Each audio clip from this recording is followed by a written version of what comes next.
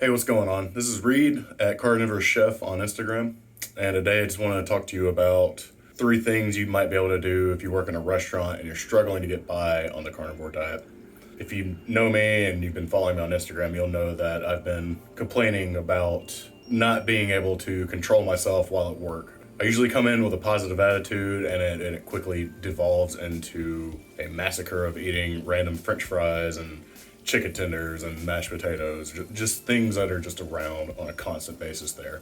But recently I noticed something, which is that all of my coworkers have the same issues. They complain about not feeling great, and I realize it's because they're also eating the same stuff I'm eating. Before this pandemic, we all had a tolerance to any of this stuff.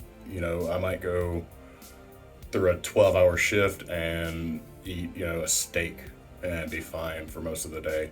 But after 9 months of being off, the immunity to this is lost. So I started thinking of ways to help each other out and to keep each other accountable and make it to where we feel better during work and after work and all that. So here are 3 ways to survive working in a restaurant on a carnivore diet, or any other type of diet really. Number 1, come up with a very specific pre-work or during work routine. This one's more specific to me. I've brought it up to coworkers on what I do and how to kind of implement that in their lives. I don't know if they follow it. That's really up to them. I don't really follow through with them on that. I suggest things if I see it might help somebody. The reason why I do this is because it feels like it sets me up for a better day at work. It puts intent before I even get there. So my very specific pre-work ritual is this. 2:30, take a 20-minute power nap. 3 o'clock, cook a full meal and eat it. 3:30, meditate for 10 minutes. 3:40, journal away any negative feelings. I do this in the mornings too. I also meditate in the mornings as well. And 3:50, go to work. And you don't have to follow my ritual to a T or at all, really. I would rather you figure out something that works better for you and is more specific for you. These are things I generally do already, and I just do it a second time because I look at work now as the second half of my day. I try to separate it that way. It tends to set me up for better success of not eating like garbage already. So that's why I do this. I'd also suggest maybe some during shift rituals. Maybe you have to get there at 2 in the afternoon to prep, and you open at 3:30 or something like that. 3:20 comes around and you have some time to kill. Just get some water and some salt and sip on that, and then just sit to yourself and think for a bit right before you open. But really, you could do this anytime during a slow period during your shift. So that's my suggestion on that. Number 2, create habit change.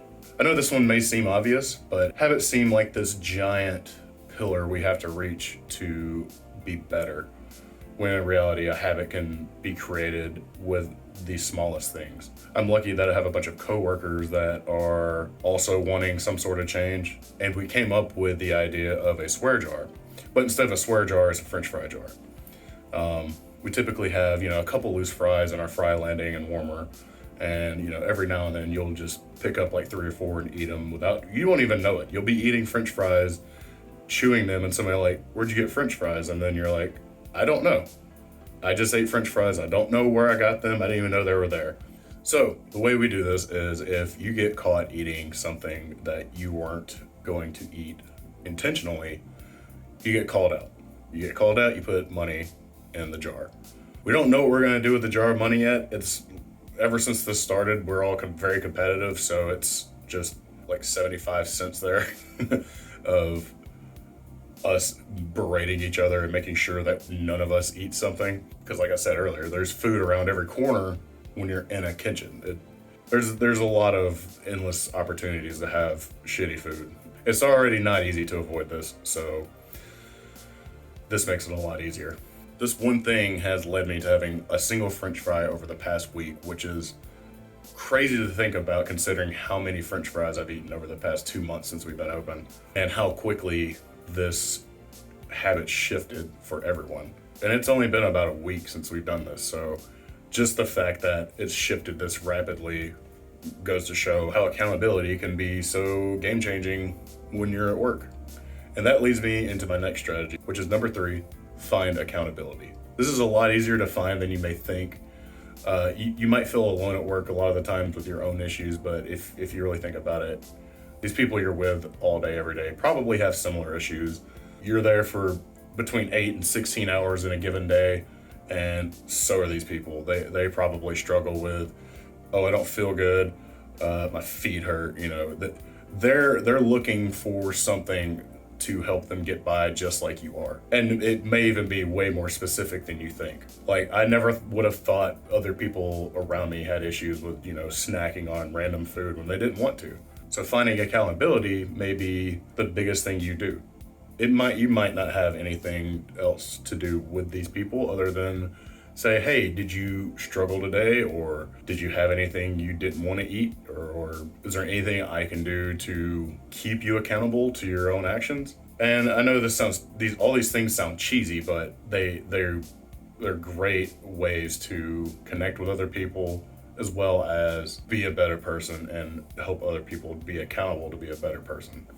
It doesn't even necessarily have to be for your diet. It could be for anything. So the number one reason I started Carnivore Chef on Instagram is because I needed accountability. I spent 2 years just falling off the wagon and gaining 100 pounds and not having anybody really tell me where I was going wrong. So whenever I created this Instagram, I made it so I could have a platform where people can see what I'm doing, and maybe I'm failing or succeeding, and I could comment on their failures and their successes, and maybe we'll help each other out eventually in the future if we need it. Or this is the reason why I started this. I wanted the accountability to be there whenever I needed it, but at the same time, I wanted to be there for other people as they needed it. I know it's your life and you need to be selfish for you sometimes, but not all roads in life are meant to be selfish. If you're struggling, you should definitely practice asking for other people for help, which is accountability.